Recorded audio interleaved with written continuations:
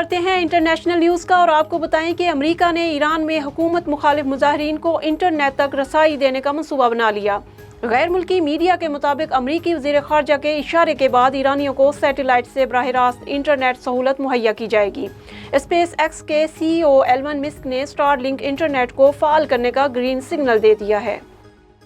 وزیر خارجہ پاکستان بلاول بھٹو زرداری نے اپنے امریکی دورے کے دوران واشنگٹن میں اہم امریکی شخصیت سے ملاقات کی ہے۔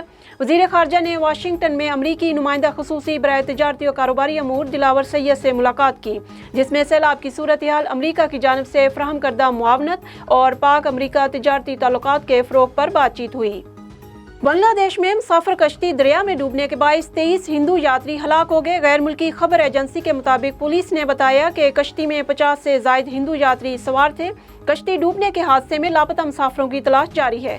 حکام کے مطابق کشتی الٹنے کا حادثہ بودا قصبے کے نزدیک پیش آیا۔ ہندو یاتری مذہبی تہوار بودیشوری مندر جا رہے تھے۔